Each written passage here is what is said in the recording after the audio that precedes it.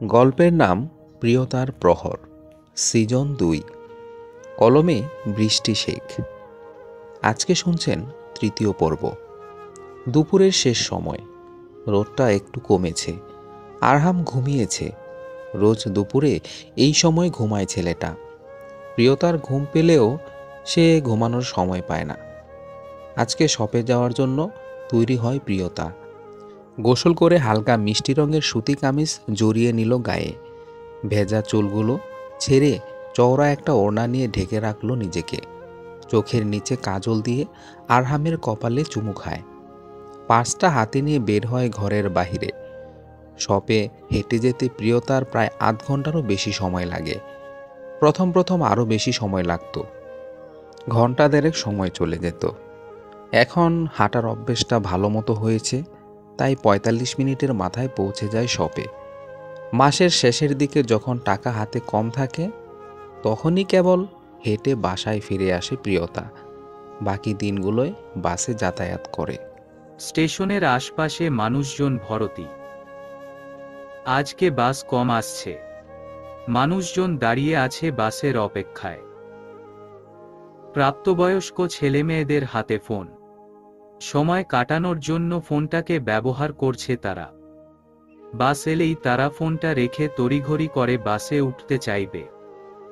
প্রিয়তার এসব মুখস্থ হয়ে গিয়েছে। এসব সে দেখে আসছে অনেক দিন ধরে। এই সময়টায় যারা যাতায়াত করে তাদের প্রায় সকলের সাথেই প্রিয়তার ভালো পরিচয় আছে।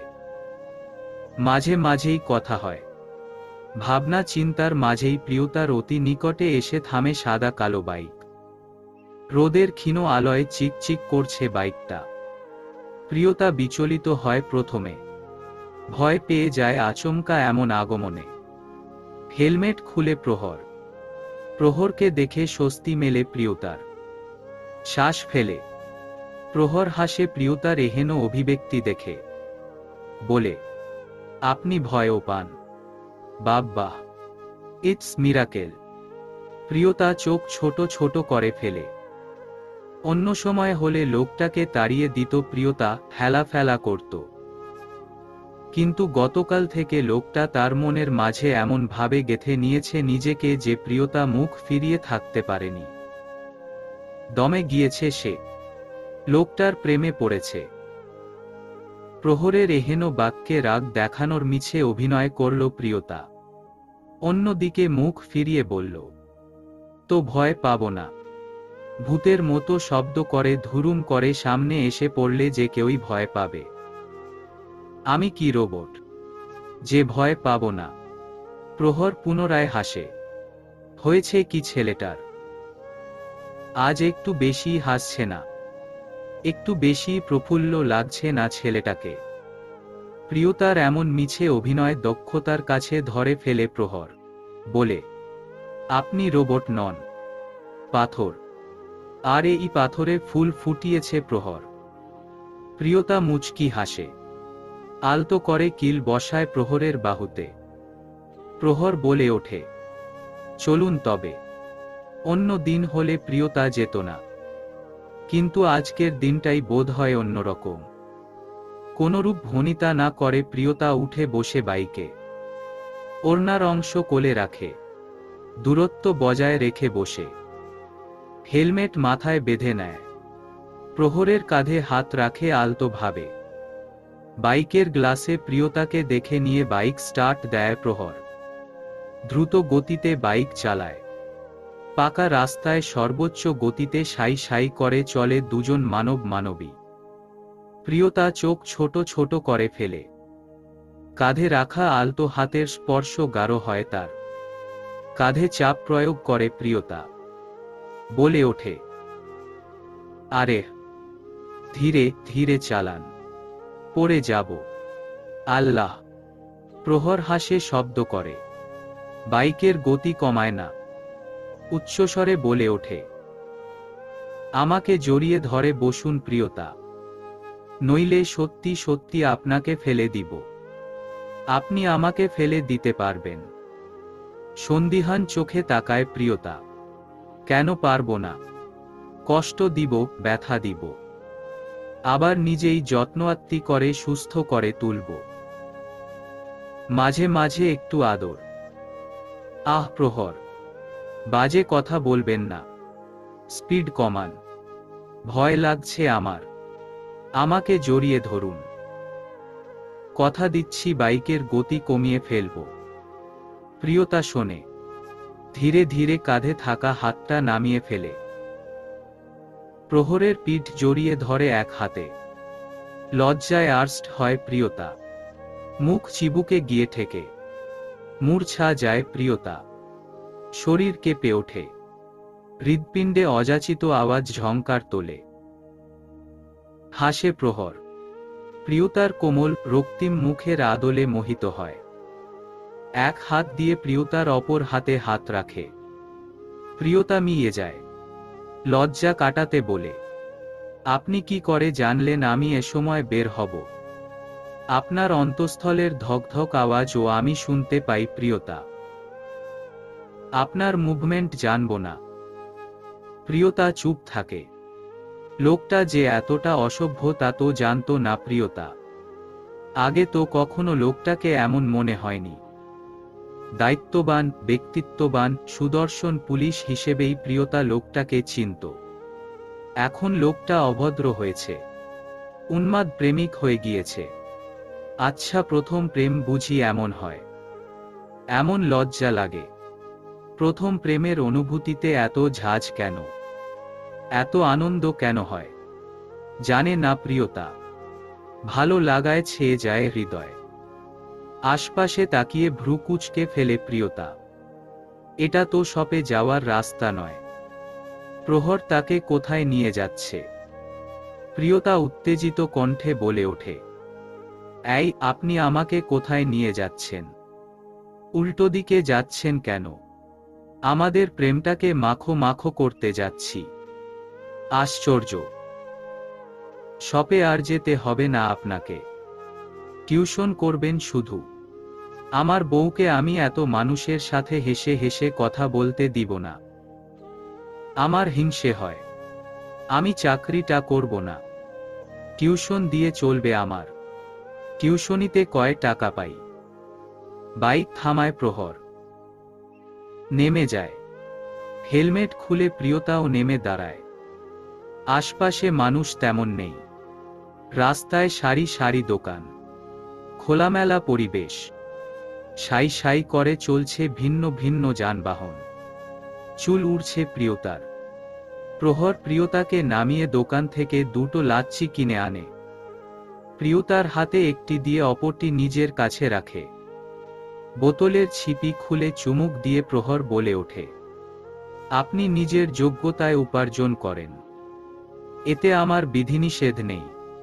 কিন্তু আমি চাই না আপনি শপে কাজ করুন। যতটা সময় আপনি শপে দেন ততটুকু সময় আপনি বাড়িতে পড়াশোনা করবেন, আরহামকে সময় দিবেন। বাকি সময়টুকু টিউশনি করবেন। আমরা কিছুদিন বাদেই বিয়ে করব প্রিয়তা। আপনার সকল দায়িত্ব আমার। আরহামের দায়িত্বও আমি নিচ্ছি। আপনার স্বাধীনতা আমি কেড়ে নিচ্ছি না।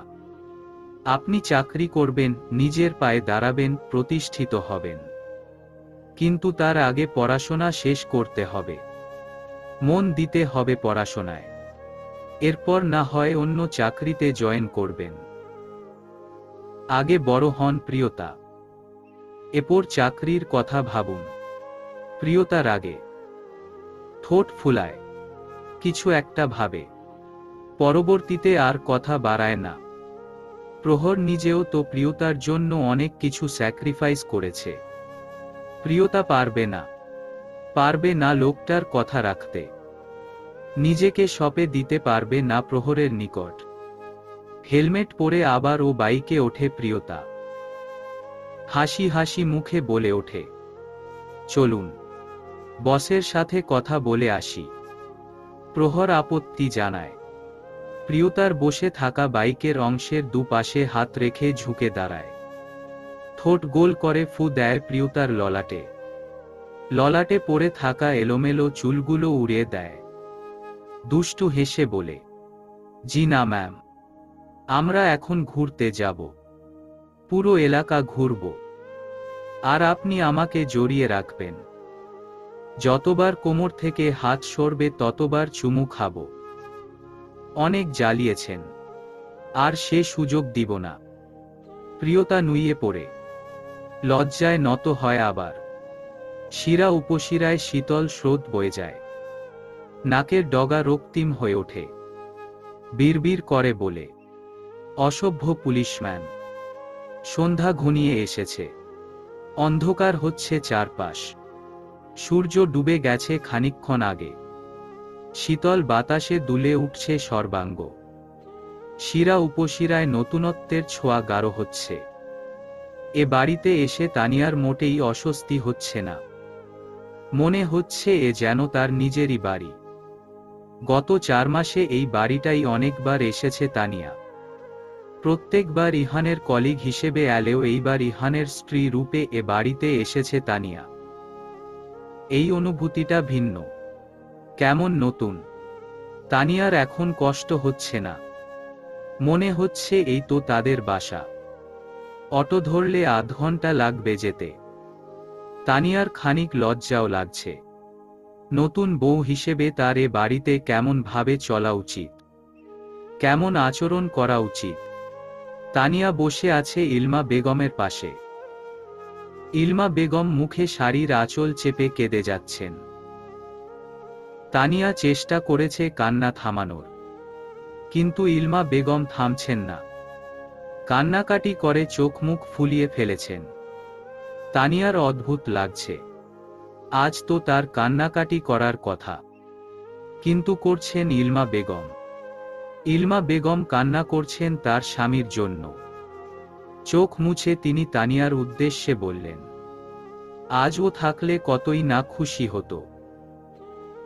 ছেলের বিয়ে নিয়ে অনেক উত্তেজিত ছিল লোকটা। ছেলের বউয়ের জন্য গয়না বানিয়ে রেখেছে 2 বছর আগে। ও তোমাকে ছেলের বউ হিসেবে দেখে যেতে পারল না, ছেলের বিয়েটা দেখতে পারল না। তানিয়ার মন খারাপ হলো। ইহানের আব্বা ভীষণ ভালো মানুষ ছিলেন, তানিয়াকে মেয়ের মতো দেখতেন। আজ এই বিয়েটায় উনি থাকলে বেশ আনন্দিত হতেন। তানিয়াকে মাথায় তুলে রাখতেন বোধহয়। তানিয়া ইহানের ঘরে ফিরে ফোন তুলে নেয় হাতে। বিয়ের পরই ইহান চলে গিয়েছে। থানায় নতুন কেস এসেছে। বসে থাকার উপায় নেই। বিয়ের কার্য সম্পাদন হবার সাথে সাথে ইউনিফর্ম পরে চলে গিয়েছে থানায়। ইহানের নম্বরে ডায়াল করল তানিয়া। একটু সময় নিয়েই ফোন ধরল ইহান। আজকে ইহানের কণ্ঠ কেমন অন্যরকম লাগলো তানিয়ার নিকট। সেসব নিয়ে মাথা ঘামাল না সে। একটু চিন্তিত ভঙ্গিতে বংশুলভ আচরণের সাথে বলে উঠল, কোথায় আপনি? তানিয়ার এমন কথায় অপ্রস্তুত হল ইহান। নিঃশব্দে হাসল। সে হাসি স্থায়ী হল না বেশিক্ষণ। গাম্ভীর্য টেনে নিল। ভ্রুদয়ের পাশে চুলকে নিয়ে বলে উঠল, কেন বলো তো? বের হচ্ছি থানা থেকে, তাড়াতাড়ি আসুন। আন্টি কান্না করছে, আম্মা কাঁদছে। হ্যাঁ, আঙ্কেলের কথা মনে পড়ছে উনার। জলদি আসুন। আসার পথে আন্টির জন্য ফুচকা আইসক্রিম আনবেন। আজ তো বাড়িতে ঢের রান্না হয়েছে। এসব কেন? মেয়েদের এসব বাইরের খাবার খুব ভালো লাগে বুঝলেন।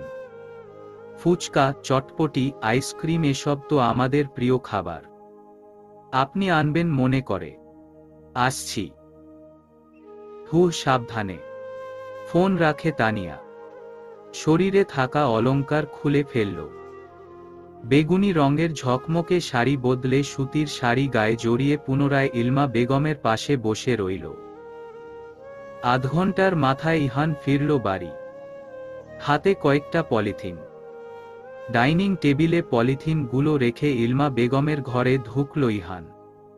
তানিয়া সরে দাঁড়াল। এখনো ইলমা বেগম কাঁদছেন।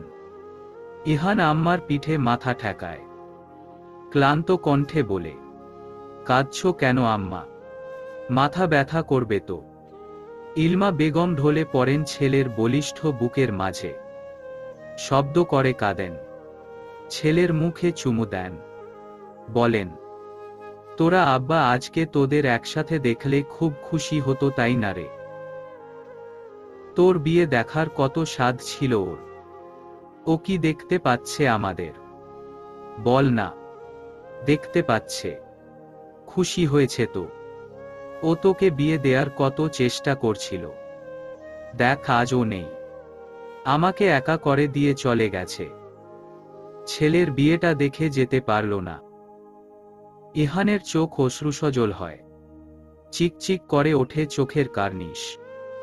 বুড়ো আঙ্গুল দিয়ে আম্মার চোখের পানি মুছে দেয় ইহান। বলে, আব্বা আছেন। আমাদের মনের মাঝে আছেন। তুমি কাঁদবে না একদম। আব্বা কষ্ট পাবেন। কষ্ট পাবে। সন্দেহ নিয়ে কথাটুকু বলেন ইলমা বেগম। উক্ত কথার পরিপ্রেক্ষিতে তানিয়া এগিয়ে আসে। বলে, আঙ্কেল খুব কষ্ট পাবে আন্টি। আমরা হাসি খুশি থাকলে আঙ্কেলও খুশি হবে। আপনি আর কাঁদবেন না প্লিজ। ইহান উঠে বসে। শরীরটা বেশ ক্লান্ত লাগছে। দৌড়ঝাঁপ বেশ ভালোই হয়েছে আজ। ডায়মন্ড শপ থেকে দুটো হীরের আংটি আর একটি নেকলেস চুরি হয়েছে। প্রথমে দোকানি চুরির বিষয়টা বুঝতে পারেনি। যখন বুঝেছে তখন চোর গায়েব। সিসি ক্যামেরায় ধরা পড়েছে কিনা সেটাও জানে না দোকানি। সব দায়িত্ব দিয়েছে পুলিশকে। তানিয়ার ল্যাপটপের সাথে সেই ক্যামেরার অনেকটা অংশ কানেক্ট করে দিয়েছে ইহান।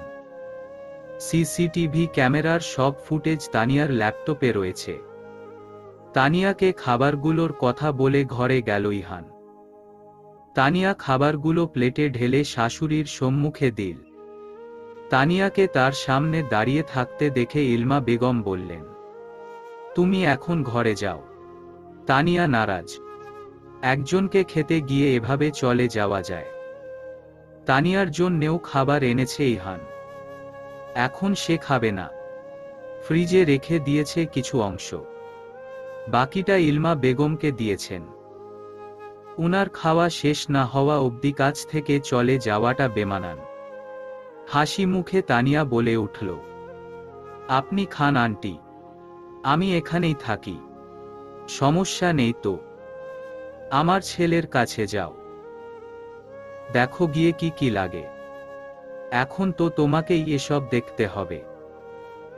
স্বামীর সাথে বন্ধুত্ব সুলভ আচরণ করতে হবে তাই না? অবাক হয় তানিয়া। বলে, উনি তো আমার বন্ধুই। উনাকে তো আমি বন্ধুর মতোই ট্রিট করি। তুমি তোমার স্যারকে বন্ধু ভাবো। স্বামীকে তো এবার বন্ধু ভাবতে হবে নাকি? ওর খেয়াল তো এখন তোমাকে রাখতে হবে। অনেক অজানা আলাপ করতে হবে।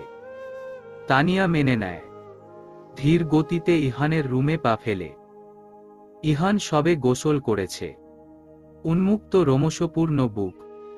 কোমরে সাদা টাওয়াল পেঁচিয়ে রেখেছে। চুল বেয়ে মুক্তোর ন্যায় পানির কণা ঝরছে। অপূর্ব লাগছে ছেলেটাকে।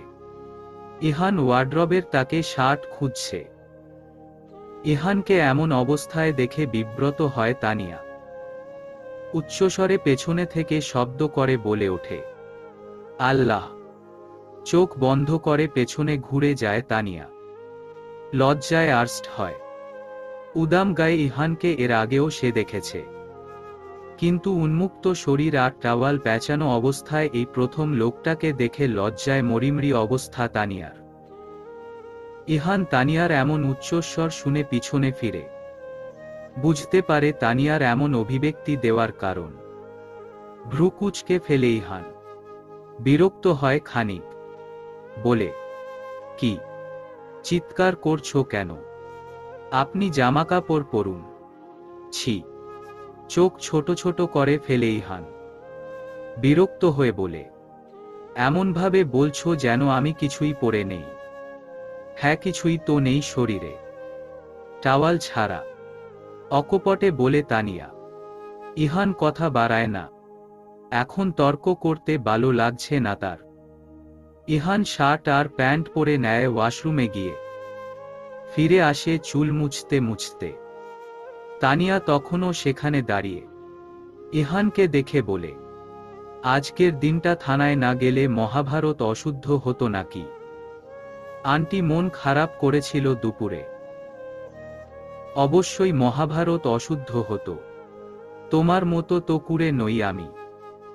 এত বড় কথা। আপনি কিন্তু আমাকে অপমান করছেন। আমি অলস নই। তুমি যা তাই বলেছি। ডায়মন্ড শপে চুরি হয়েছে। সিসি ক্যামেরার সব ফুটেজ তোমার ল্যাপটপে। চেক করো। সন্দেহজনক কিছু পেলে বলবে। তানিয়া বিরক্ত হয়। ইলমা বেগমের সাথে একটু পর লুডু খেলার প্রতিযোগিতা আছে তার। এখন কি এসব কাজ করার সময়? দুদিন ছুটি নিয়ে তাহলে লাভ কি হলো? যদি বাসায় বসেই কাজ করতে হয়। ভেঙচি কেটে তানিয়া বলে উঠল, পারবো না। আমার অনেক কাজ আছে। আপনার কাজ আপনি করুন। আমাকে খাটাচ্ছেন কেন? তানিয়া, কথা বাড়িও না। যা বললাম করো। কেসটা যত দ্রুত সলভড করতে পারবো ততই ভালো। আমি আপনার আন্ডারে এখন কাজ করছি না, আর আপনি এখন আমার স্যারও নন। তাই এই ধমক টমক চলবে না। বেশ, তো এখন আমি তোমার কি হই? বলো। অপ্রস্তুত হয় তানিয়া। কণ্ঠে জড়তা কাজ করে। বলে, স্বামী। তো এখন তোমার সাথে স্বামীসুলভ আচরণ করতে হবে, তাই তো? ওকে, কাম। আমার বিবি, আসুন আপনাকে স্ত্রী হিসেবে ট্রিট করি। তানিয়া ঘাবড়ায়। বিড়বিড় করে বলে, অসহ্য লোক কোথাকার। শুনতে পায় ইহান। বাঁকা হেসে বলে, সেইম টু ইউ। তানিয়া বিছানায় উঠে বসে ল্যাপটপ অন করে। বিড়বিড় করে বকে যায় ইহানকে। পাত্তা দেয় না ইহান। আম্মার কাছে চলে যায়। মেয়েটার আশেপাশে থাকতে ভীষণ ভয় হয় ইহানের। কখন না জানি বুঝে যায় তার অনুভূতি। ফিরতে ফিরতে বেশ খানিকটা লেট হলো প্রহর আর প্রিয়তার। জ্যামের কারণে রাস্তায় যাতায়াত করা কষ্টকর। পুরো এলাকা টহল দিয়েছে তারা। ফুটপাতের খাবার খেয়েছে, আনন্দ করেছে। এমন দিন প্রিয়তার কাছে যেন নতুন। এভাবে কোনো পুরুষের সাথে ঘোরাঘুরি করেনি প্রিয়তা। তন্ময়ের সাথেই ভাব ছিল প্রিয়তার। কিন্তু সে তো প্রেমিক ছিল না প্রিয়তার। ছোটবেলায় আব্বু আম্মুর সাথে প্রিয়তা অনেক ঘুরেছে। ভারতেও গিয়েছিল দুবার। সিলেটের কত সুন্দর সুন্দর জায়গায় যে ঘুরেছে তার হিসেব নেই। আরহাম ভূমিষ্ঠ হবার পর আরিফ বেশ খুশি ছিলেন। বিরাট আয়োজন করেছিলেন বাড়িতে। পুরো এলাকার মানুষ ডেকে খাইয়েছিলেন। সেই সব দিনগুলো আজ অতীত। সেসবের সাথে বর্তমানের কোনো মিলই নেই। কিছু দূর গেলেই বাড়িতে পৌঁছাবে প্রিয়তা। কিন্তু রাস্তায় ছোটখাটো জ্যাম বেঁধেছে। প্রিয়তা অবাক হয় খানিক। এ রাস্তায় সহজে জ্যাম লাগে না। আগে কখনো দেখেনি সে। আজকের দিনেই এমন হতে হলো। সন্ধে ঘনিয়েছে তো। বাইকে বসে থাকতে গিয়ে প্রহর ও বিরক্ত হল। নেমে পড়ল বাইক থেকে। দেখতে চাইল জ্যাম লাগার কারণ। সামনে এগিয়ে প্রহর দেখতে পেল দুজন ট্রাফিক পুলিশ দাঁড়িয়ে আছে। হাতে লোহার লাঠি। পুলিশের পা ধরে কাঁদছেন একজন মধ্যবয়স্ক লোক। প্রহরের বাবার বয়সী হবে লোকটা। চুল আর দাড়িতে পাক ধরেছে। নির্জীব চেহারা লোকটার। প্রহরের দেখাদেখি এগিয়ে এলো প্রিয়তা। বুঝতে পারল জ্যাম বাঁধার আসল কারণ। বয়স্ক লোকটি তার অটো মেইন রাস্তায় উঠিয়েছে, যা আইনের ভাষায় অন্যায়। তাই পুলিশ এই লোকটার অটো লক করে দিয়েছে। তাদের সাথে নিয়ে যাচ্ছে অটোটা। বয়স্ক লোকটি তার অটো না নিয়ে যাওয়ার জন্য পুলিশের পা ধরে অনুনয় বিনয় করেছেন। পুলিশ লোকটা তাই লোহার হাতল দিয়ে প্রহার করল লোকটার পায়ে। কুঁকড়ে উঠলেন বয়স্ক লোকটি। প্রহর নিশ্চুপ থাকতে পারল না।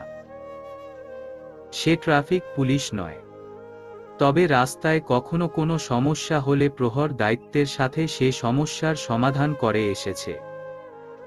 এজন্য উপরমহলের বসরা বেশ খুশি। আজকাল যেখানে পুলিশেরা চেয়ারে বসে বসে ঝিময়, সেখানে প্রহর ট্রাফিক পুলিশের কাজগুলোও করছে অলসতা ছাড়াই। প্রহর এগিয়ে আসে, পুলিশের উদ্দেশ্যে বলে, লোকটাকে এভাবে মারছেন কেন? জরিমানা নিয়ে ছেড়ে দিন। অটো নিয়ে কোথায় যাচ্ছেন? পুলিশ লোকটা বিরক্ত হল। প্রহরের দিকে তাকিয়ে লোহার হাতলটি চওড়া করে বাধা দিল প্রহরকে। বলল, সামনে আসবেন না, কাজ চলছে, সরুন। আপনি তো ঠিক করছেন না এটা। দৃঢ় কণ্ঠ প্রহরের। বেজায় রেগে গেল লোকটা, বলল, তুই পুলিশ নাকি আমি পুলিশ? আমারে ঠিক ভুল বুঝাইতে আসস? থানায় টানতে টানতে নিয়া লকআপে ভরে দিমু একদম। সর। প্রহর রেগে যায় খানিক, ক্রোধটুকু গিলে ফেলে, নিজেকে সংযত রেখে বলে, যতদূর জানি আইনে এমন নিয়ম নেই যে অটো থানায় নিয়ে যেতে হবে। জরিমানা নেওয়াই এনাফ। বয়স্ক লোকটি বলে উঠল, গাড়ি নিয়া যাইক, সমস্যা নাই, কিন্তু নিয়া গেলে আর গাড়ি পামু না। আমার নতুন গাড়ি। প্রহর বলে উঠল, জরিমানা নিয়ে ছেড়ে দিন, আর কখনো এই ভুল উনি করবেন না। মেইন রাস্তায় উঠবেন না। পুলিশ লোকটা ততক্ষণাৎ বাজে ভাষায় গালি ছুড়ে দিল প্রহরকে উদ্দেশ্যে করে। প্রহর থমথম চোখে তাকায়, জ্বরে ওঠে সর্বাঙ্গ। প্রিয়তা এগিয়ে এলো। পুলিশের এমন ভাষা শুনে গা গুলিয়ে উঠল তার। গাঢ় কণ্ঠে গর্বের সাথে বলে ওঠল, আপনি জানেন উনি কে? কার সাথে কথা বলছেন আপনি? আপনার চেয়ে আইনটা উনি বেশ ভালোই বুঝেন। চিৎকার করে পুলিশ লোকটা বলে উঠল, কেউ? কি করব ও আমার? বাল ছিঁড়ব। প্রিয়তা তেজি কণ্ঠে বলে উঠল, আজওয়াদ ইশতিয়াক। নাম শুনেছেন নিশ্চয়। তার সামনে দাঁড়িয়ে অন্যায় করছেন, আবার তাকে গালিও দিচ্ছেন। চোখ বড় বড় হয়ে গেল লোকটার। নামটা শুনে ভয় কাবু হলো খানিক, তবুও উচ্চস্বরে বলল, উনি সিলেটের থানার বড় অফিসার। এইখানে উনার নাম চলব না। প্রিয়তা হাসে, বলে, সরি টু সে, আপনি হয়তো জানেন না উনি এখন সাভারের থানায় ট্রান্সফার হয়েছেন। পুলিশ লোকটা ততক্ষণাৎ অটোতে চাবি ঘুরিয়ে অটো আনলক করল। একটি কাগজে কিছু লিখে এগিয়ে দিল বয়স্ক লোকটার দিকে। বলল, আপনার জরিমানা হয়েছে 500 টাকা। টাকা দিয়ে অটো নিয়ে যান।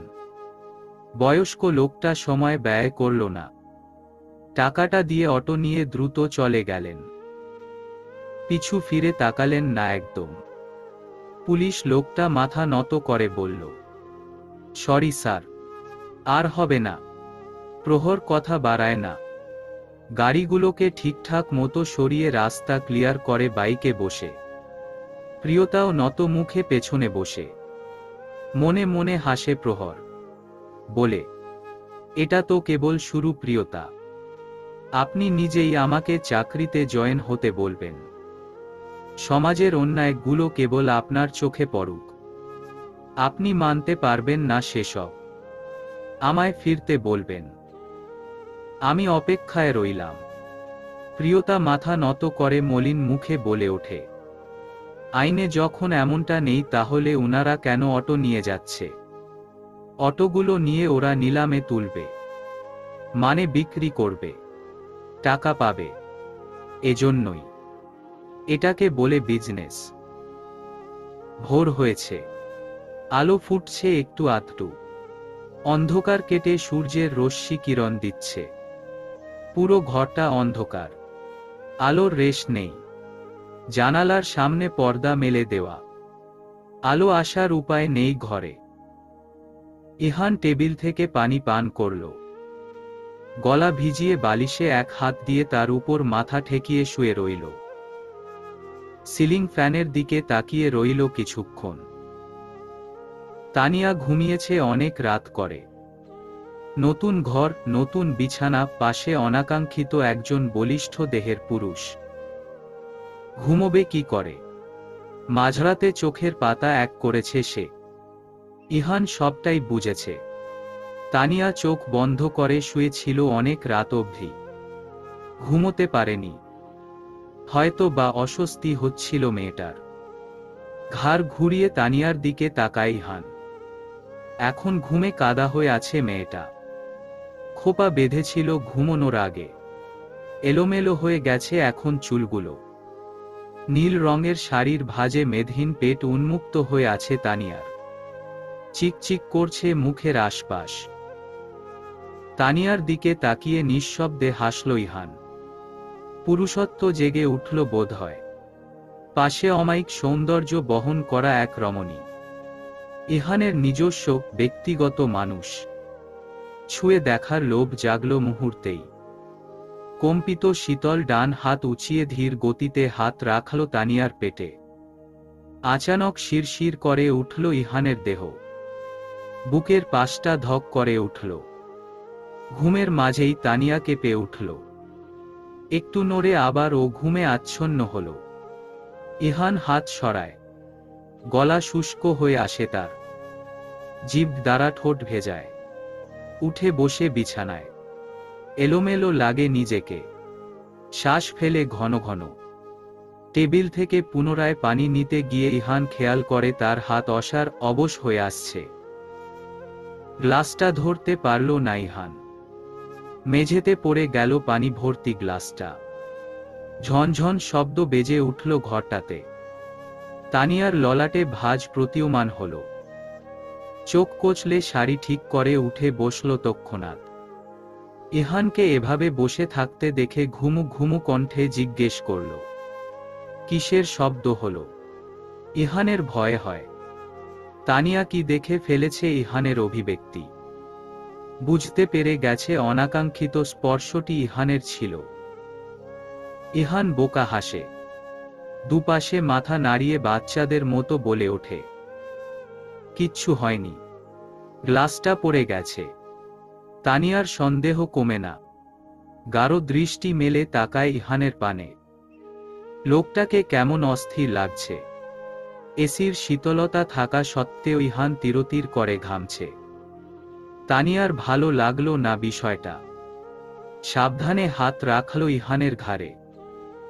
বলল, কোনো দুঃস্বপ্ন দেখেছেন? উহু। তানিয়া কি বলবে ভেবে পায় না। ইহান ঘামছে প্রচণ্ড। লালচে হয়ে গিয়েছে চোখ। কেমন এলোমেলো লাগছে ইহানকে। তানিয়ার চিন্তা বাড়ে। পুনরায় প্রশ্ন করে, রাতে ঘুমোননি? চোখ লাল হয়ে গিয়েছে। ইহান নিজেকে স্বাভাবিক করে তোলে। তানিয়ার দিকে তাকায় ভালোভাবে। সদ্য ঘুম থেকে ওঠা মেয়েটাকে বড্ড অন্যরকম লাগছে। নিষ্পাপ লাগছে তানিয়াকে। ইহান কি করে বলবে তার মনের কথা? পুরো রাতটাই তো তানিয়াকে দেখে দেখে পার করেছে সে। কি করে বলবে এ কথা? ইহান কথা বাড়ায় না। নেমে যায় বিছানা থেকে। জানালার পর্দা সরিয়ে দেয়। আলোর তির্যক রশ্মি ঘরটিতে প্রবেশ করে। বাইরের দিকে তাকিয়ে থাকে কিছুক্ষণ। অতঃপর তানিয়ার উদ্দেশ্যে বলে, তুমি কি আবিরকে ভালোবাসো তানিয়া? ডু ইউ লাভ হিম? তানিয়া হতবাক। হঠাৎ এ প্রশ্ন তাকে কেন করা বুঝতে পারল না। বিরক্ত হল সে। ঘুম থেকে উঠে এমন অদ্ভুত প্রশ্ন করছে কেন ইহান? মাথাটা কি গেছে? বিছানা থেকে নামতে নামতে তানিয়া উত্তর দিল, এ কথা কেন বলছেন? আবির রাত 12টায় তোমাকে কল করেছিল। ধরেছিলেন কল? না। কেন? এত রাতে ফোন দিল? হয়তো কোনো ইমার্জেন্সি। ইহান পেছনে ফিরে তাকায়। ললাটের রগ ফুলে ফেপে ওঠে। তির্যক চোখটা ভয়ঙ্কর লাগে তানিয়ার নিকট। ইহান আলমিরা থেকে শার্ট বের করে বাথরুমে যেতে যেতে তানিয়ার উদ্দেশ্যে বলে, তুমি কলটা ধরলেই বোধহয় আবির বেশি খুশি হবে। তাই ধরিনি। ততক্ষণাৎ জবাব দেয় তানিয়া, এমন কেন মনে হলো আপনার? ইহান কথা বাড়ায় না। গোসল করে ইউনিফর্ম গায়ে জড়িয়ে বের হয় থানার উদ্দেশ্যে। আজ একটু দ্রুতই থানার উদ্দেশ্যে রওনা দেয়। পিছু ডাকে না তানিয়া। এমন অদ্ভুত আচরণ করার মানে কি? আর আবিরই বা এত রাতে কল করতে গেল কেন? প্রিয়তার দেহ উষ্ণ। জ্বর আসছে বোধ হয়। মাথা ব্যথা করছে কিছুটা। পাত্তা দেয় না প্রিয়তা। আরহামকে স্কুলে পৌঁছে দিয়ে টিউশনিতে যায়। প্রিয়তার বাড়ি থেকে 15 মিনিট হেঁটে গেলেই জয়নাল হাকিম নামক লোকের বাড়ি। লোকটির বয়স 60-এর অধিক। স্ত্রী, ছেলে, ছেলের বউ আর নাতিন নিয়ে বড় একটি বাড়িতে থাকেন জয়নাল সাহেব। অত্র এলাকার মেম্বার তিনি। এলাকার সবাইকে দাবিয়ে রাখে কথার ঝাঁঝে। রেগে গেলে গোফে হাত বুলিয়ে চেঁচামেচি করাই লোকটার স্বভাব। সাভারে উনার আরও একটি বাড়ি রয়েছে। বাড়িটি ভাড়া দিয়েছেন তিনি। বর্তমানে ছেলের সাথে এখানেই বসবাস করেন। এ এলাকায় তেমন পড়াকু ছেলে মেয়ে নেই। থাকলেও তাদের বয়স নিতান্তই কম। টিউশনি করানোর মতো অভিজ্ঞতা নেই তাদের। অগত্যা প্রিয়তাকে তিনি ডেকে আনলেন বাড়ি। নাতিনকে পড়ানোর জন্য অনুরোধ করলেন। প্রিয়তা অকপটে না করতে পারে না। এলাকায় লোকটার দুর্নাম খুব। ব্যবহার ভালো নয়। এজন্যে প্রিয়তা প্রথমে রাজি হয়নি লোকটার নাতিনকে পড়াতে। কিন্তু টাকার পরিমাণটা মনমতো হওয়ায় রাজি হয় প্রিয়তা। পড়াতে আসে গত 1 মাস ধরে। জয়নাল হাকিমের বাড়ির সামনে বিশাল বড় দরজা। দারোয়ানকে দেখেই প্রিয়তা সালাম দিল। প্রত্যুত্তরে সালামের জবাব নিল দারোয়ান লোকটা। প্রত্যেক দিনের মতো এগিয়ে গেল চঞ্চলের ঘরে। অত্যন্ত চঞ্চল হওয়ায় জয়নাল হাকিম নাতিনের নাম রেখেছেন চঞ্চল।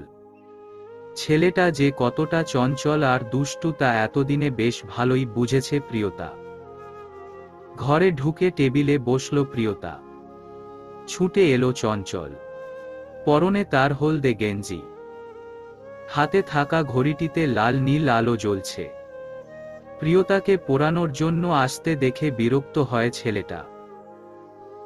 চোখ মুখ কুঁচকে বলে ওঠে, আজ আমি পড়ব না, বাড়ি যাও। প্রিয়তা হাসে। রোজই ছেলেটা এমন করে। পড়তে চায় না একদম।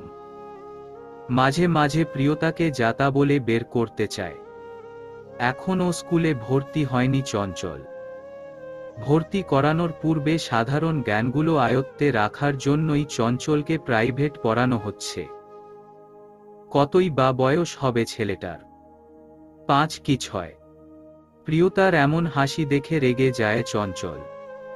ফর্সা মুখটা লাল হয় মুহূর্তেই। বলে, হাসবি না। কাজ নেই তোর? আমি পড়ব না মানে পড়ব না। চলে যা।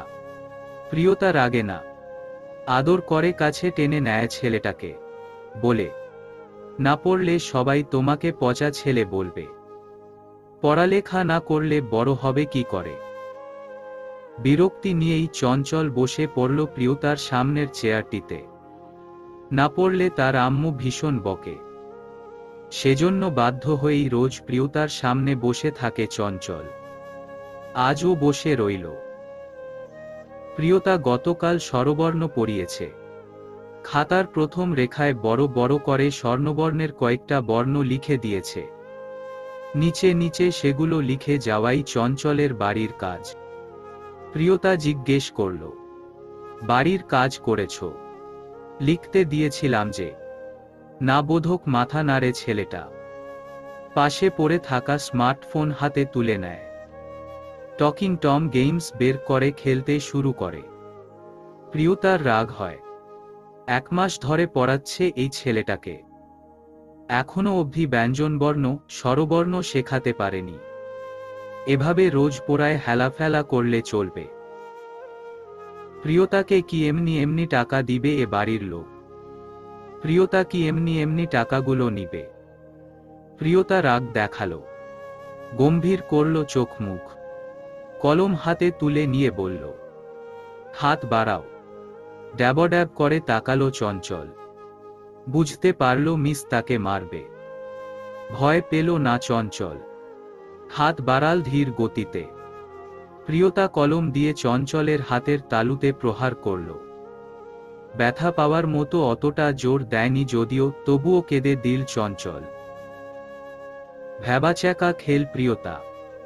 এতটুকু আঘাতে কেঁদে ফেলে কেউ? থামানোর চেষ্টা করল সে। প্রিয়তার হাতে থাপ্পড় মারল চঞ্চল। প্রিয়তা ধমক দিল। ঠিক সেই মুহূর্তেই চঞ্চলের দাদা জয়নাল হাকিম উপস্থিত হলেন ঘরে। ঘরে ঢুকতে ঢুকতে তিনি হাঁক ছাড়লেন। বললেন, ভাই কইরে? চঞ্চল দৌড়ে দাদার কোলে উঠল। ঝিমিয়ে রইল দাদুর বুকে। কেঁদে উঠল ফুপিয়ে। নাতিনের চোখে পানি দেখে ক্ষুব্ধ হলেন জয়নাল। চিন্তিত হলেন বেশ। চঞ্চলের গালে চুমু খেয়ে বললেন, আমার ভাই কান্দে কেন রে? চঞ্চল আহ্লাদে গলে পড়ে বিচার দেয় দাদুকে। বলে, দাদু মিস আমাকে খুব মেরেছে, খুব বকেছে। আমি পড়ব না এই মিসের কাছে। খুব খারাপ এই মিস। প্রিয়তা ভরকায়। সে তো ব্যথা পাওয়ার মতো করে মারেইনি। আজ খানিকটা বিরক্ত হয়েই চঞ্চলকে ভয় দেখাতে এটুকু করেছে সে। চঞ্চল এতটা ভয় পাবে বুঝতে পারেনি প্রিয়তা। জয়নাল হাকিম নাতিনের কথা শুনে ক্রোধে ফেটে পড়লেন। ততক্ষণাৎ প্রিয়তার দিকে তাকিয়ে জিজ্ঞেস করলেন, তুমি আমার ভাইরে মারো কোন সাহসে? ও ছোট মানুষ, পড়া না পারলে বুঝাইবা, 100 বার না বুঝলে 100 বারই বুঝাইবা। কোন সাহসে তুমি আমার নাতিনের গায়ে হাত দাও? প্রিয়তার ভয় হয় না। সে কোনো ভুল করেনি এমন মাথা নত করে থাকার কোনো মানে হয়? দৃঢ় হয় প্রিয়তার কণ্ঠ। বলে ওঠে, চঞ্চল একদমই পড়তে চায় না চাচা। খুব কষ্ট করে পড়াতে হয়। পড়া দিলে পড়ে না, লেখা দিলে লিখে না। ওকে ভয় দেখাতে আজ কলম দিয়ে হাতে আলতো করে মেরেছি। হাতে দাগও হয়নি। দেখুন আপনি। হুঙ্কার ছেড়ে জয়নাল বলে ওঠেন, আমার ভাই মিথ্যা কথা কয় না। প্রিয়তার তর্কে জোড়াতে ইচ্ছে হয় না। আরও কিছুক্ষণ উপদেশ দিয়ে জয়নাল বলেন, আমার ভাইরে মারবা না। ওর গায়ে ফুলের টোকাও যেন না পড়ে কইয়া দিলাম। শুধু পড়াইবা চইলা যাবা। নাতিন যদি আর বিচার দেয়, আমি কোনোদিন আমার ভাইয়ের সাথে জোরে কথা কই না। আর তুমি গায়ে হাত তুলো, প্রিয়তার খারাপ লাগে। বলে, আপনি তাহলে অন্য টিচার খুঁজে নিবেন চাচা। চঞ্চলকে পড়ানো আমার পক্ষে সম্ভব নয়। বাচ্চাদের শুধু আহ্লাদ দিলেই চলে না, সময় মতো ধমকও দিতে হয়। আমার সাথে ও তুই তুকারি করে, মাঝে মাঝে লাথিও দেয়। আমি বুঝিয়ে বলতে বলতে ক্লান্ত। মিনিমাম ভদ্রতাটুকু আপনার নাতিনের মাঝে নেই। কখনো সালাম তো দেয়নি, বরং এতদিন দুর্ব্যবহার করে গেছে। এগুলো তো আমার শেখানোর কথা নয়। বাচ্চাদের প্রথম শিক্ষা আসে তার পরিবার থেকে। আপনারা ওকে শেখাননি কাকে কিভাবে ট্রিট করতে হয়। আপনারা ওকে এতটাই আদর আহ্লাদ দিয়েছেন যে ও কোনো কিছুকে পরোয়া করে না, ভয় পায় না। আপনি এলাকার মেম্বার বলে ও ভাবে সবাই ওর কথা মতো চলবে। কিন্তু এটা তো ওর ভুল ধারণা। বড়দের সম্মান করার বিষয়টা আপনাদের ওকে শেখানো উচিত ছিল। থামে প্রিয়তা। পুনরায় বলে, আপনি ওর জন্য অন্য টিচার খুঁজে নিবেন। আমি ব্যর্থ। আজ আসছি। আসসালামু আলাইকুম। চলে আসে প্রিয়তা। যেখানে সম্মান নেই সেখানে সে থাকবে না। অপমান মুখ বুজে সহ্য করবে না আর। অনেক হয়েছে, অনেক। মন খারাপ করে রাস্তায় পাশ দিয়ে হেঁটে যাচ্ছে প্রিয়তা। মাথা ব্যথা করছে, শরীরের উষ্ণতা বেড়েছে, বাড়ি গিয়েই নাপা খেতে হবে। ভাবতে ভাবতে রাস্তা পার হতে চায় প্রিয়তা। যানবাহন অন্য দিনের তুলনায় বেশি, পার হতে বেশ ঝামেলা পোহাতে হচ্ছে প্রিয়তার। একের পর এক যানবাহন চলছেই, থামার নামগন্ধ নেই। প্রিয়তা থামে, দাঁড়িয়ে থাকে। আচমকা কবজিতে শক্তপোক্ত হাতের গাঢ় ছোঁয়া পায় প্রিয়তা। পাশ ফিরে তাকানোর পূর্বেই পুরুষ অবয়ব রাস্তার দিকে এগোয়।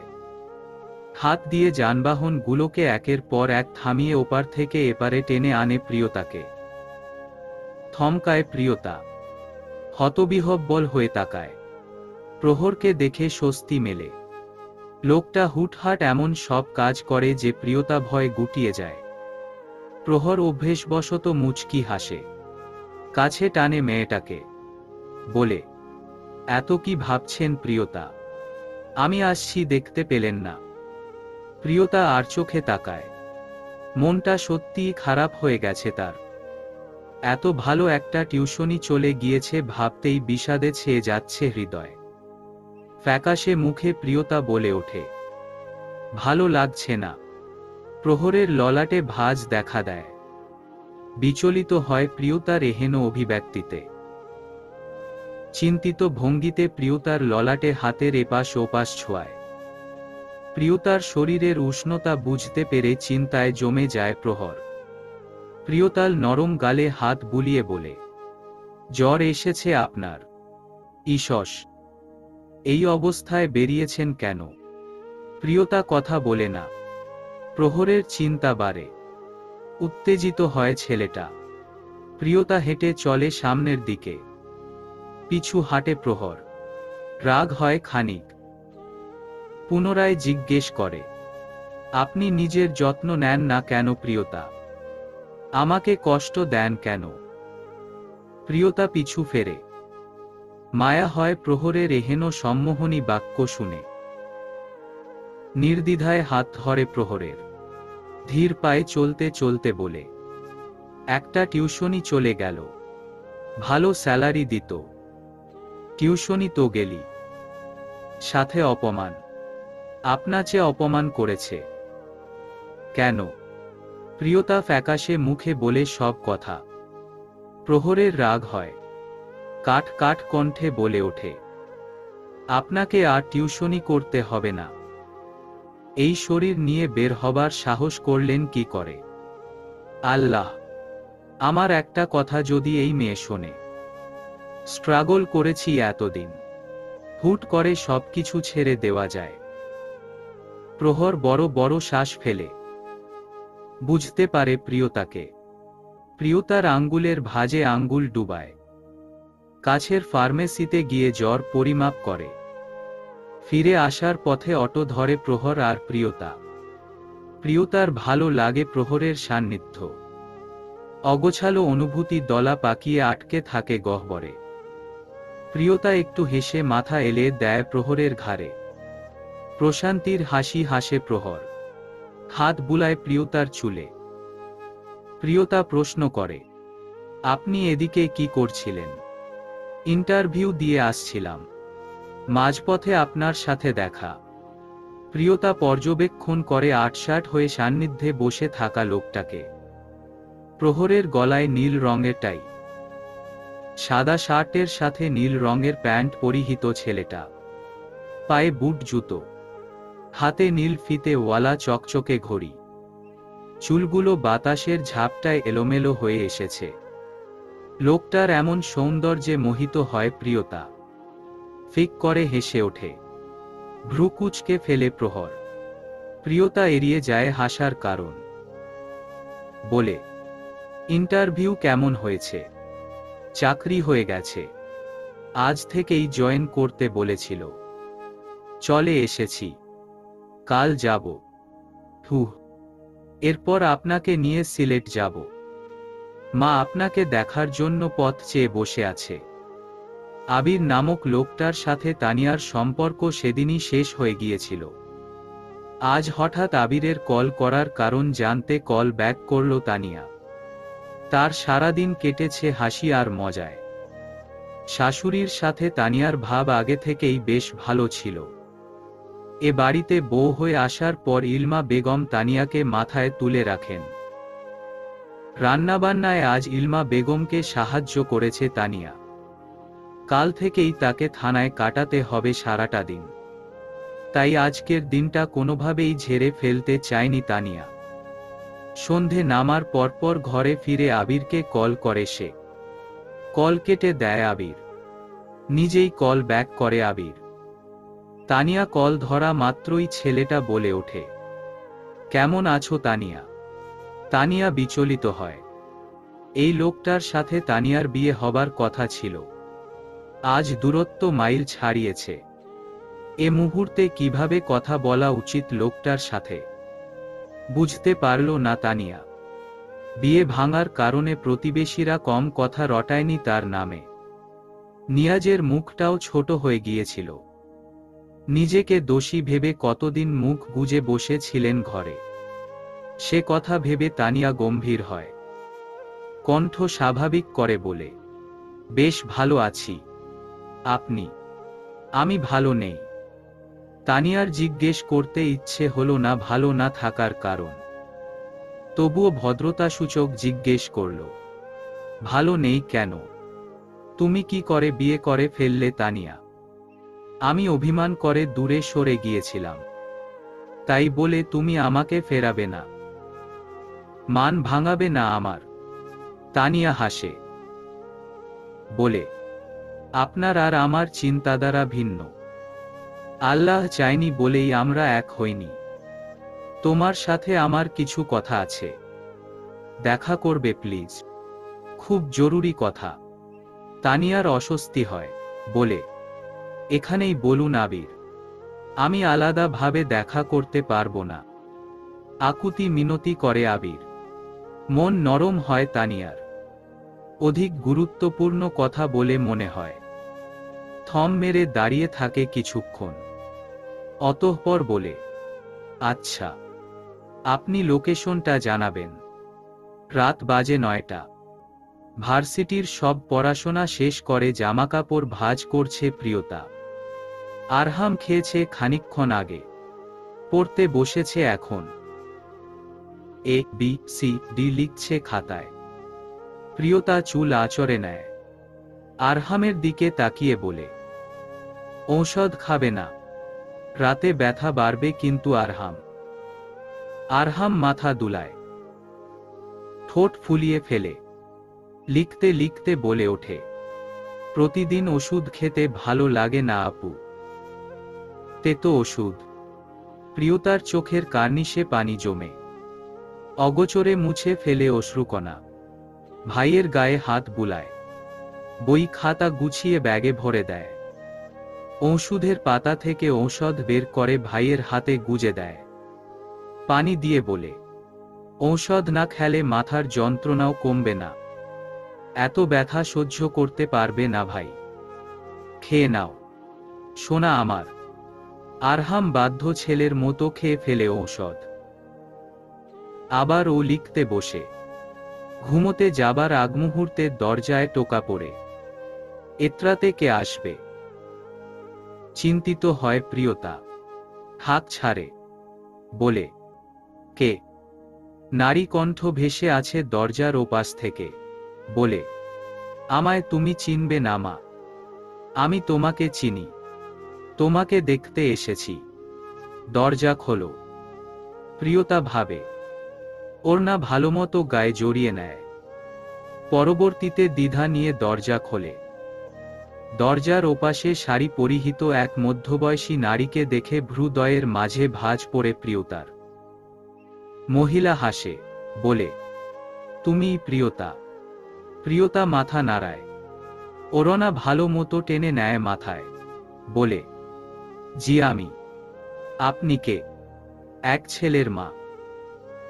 আমার ছেলের জন্য তোমাকে নিতে এসেছি। যেই ছেলেটা রোজ তোমায় চিঠি লিখে। আমি তারই মা। দরজার অপর পাশে দাঁড়িয়ে থাকা মহিলাকে প্রিয়তা চেনে না। আগে কখনো দেখেছে বলে মনেও হয় না, কিন্তু মহিলার আচরণ অন্যরকম। হাসি হাসি মুখে প্রিয়তার দিকে তাকিয়ে আছেন তিনি। অপেক্ষায় আছেন প্রিয়তার ঘরে ঢুকতে বলার আহ্বানের। প্রিয়তা বুঝতে পারে, দরজার কাছ থেকে সরে গিয়ে বলে, ভিতরে আসুন, ঘরে বসে কথা বলি। মহিলা সময় ব্যয় করলেন না, জুতো খুলে প্রবেশ করলেন ঘরে। আশপাশে নজর বুলালেন। প্রিয়তা উনাকে বসতে দিল খাটে। পা ঝুলিয়ে খাটে বসলেন মহিলা। বললেন, তোমার কাছে আসবো আসবো করে আশাই হচ্ছিল না, আজ দুপুরের বাসে তাই চলে এলাম। প্রিয়তা দু হাত বুকের কিঞ্চিত নিচের অংশে ভাঁজ করে দাঁড়িয়ে থাকে। ইশারায় আরহামকে কাছে ডাকে। আরহাম খাট থেকে নেমে প্রিয়তার কাছে আসে। প্রিয়তা কণ্ঠ খাদে নামিয়ে বলে, সেদিন যে চানাচুর এনেছিলাম, সব খেয়েছ? আরহাম হ্যাঁ বোধক মাথা নাড়ে। প্রিয়তা বিরক্ত হয় খানিক, পুনরায় জিজ্ঞেস করে, বিস্কিট আছে তো? প্লেটে করে কয়েকটা বিস্কিট নিয়ে এসো। আরহাম নীল রঙের কিচেন র‍্যাক থেকে বিস্কিট এনে সম্মুখে রাখে মহিলার। মহিলা আরহামের মাথায় হাত বুলিয়ে বলেন, তোমার ছবি আমি দেখেছি, তাই তোমাকে চিনতেও অসুবিধে হয়নি। প্রিয়তা বুঝতে পারে মহিলার কথার মানে।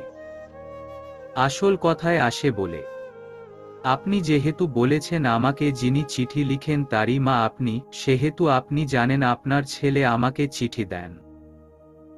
কেন উনি আমাকে চিঠি দেন সে প্রশ্ন আমি করব না, কারণ আমি প্রাপ্তবয়স্ক। উনার এইসব লেখার মানে আমি বুঝি। প্রশ্ন একটাই, আপনি আপনার ছেলেকে এসব লিখতে নিষেধ করেননি কেন? মহিলা হাসেন, বলেন, আমার ছেলেটা তোমাকে পছন্দ করে। পরবর্তী কথাটুকু বলতে দেয় না প্রিয়তা। বলে, আপনি সরাসরি বলতে পারেন আন্টি। আপনার ছেলে আমাকে শুধু পছন্দ করেন না, ভালোবাসেন। রাস্তায় তো অনেক সুন্দর সুন্দর মেয়ে দেখা যায়, সবাইকেই তো দেখতে ভালো লাগে কিংবা অনেককেই দেখে পছন্দ হয়ে যায়। তাই বলে কি তাদের সবাইকে চিঠি লিখা যায়? না তো। আপনার ছেলের লেখা অনুযায়ী বুঝেছি আমাকে উনি বিয়েও করতে চান। এ ধরনের কথা লেখা কি আদৌ যৌক্তিক? মহিলা তৎক্ষণাৎ বলে ওঠেন, আমি তোমাদের বিয়ের কথাই বলতে এসেছি। ওর মুখে শুনেছি তোমার বাবা মা কেউ নেই, তুমি নিজেই তোমার গার্ডিয়ান, তাই তোমার কাছে এসেছি।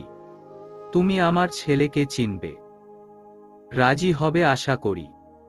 সিলেটে থাকাকালীন সময়ে চিঠি পেতাম, এখানে আসার পর ও চিঠি পেয়ে আমি বুঝেছিলাম উনি আমার পিছু এত সহজে ছাড়বেন না। চেষ্টা করলেই হয়তো চিঠি প্রেরণকারীকে আমি ধরতে পারতাম, কিন্তু আমার মনে হয়েছিল চিঠির উত্তর না দিলে প্রেরণকারী আর চিঠি লিখবেন না এক সময়। মহিলা প্রিয়তার কাঠোকাঠ কণ্ঠ শোনেন মনোযোগ দিয়ে। অতঃপর দরজার বাইরে তাকান। খোঁজেন কাউকে?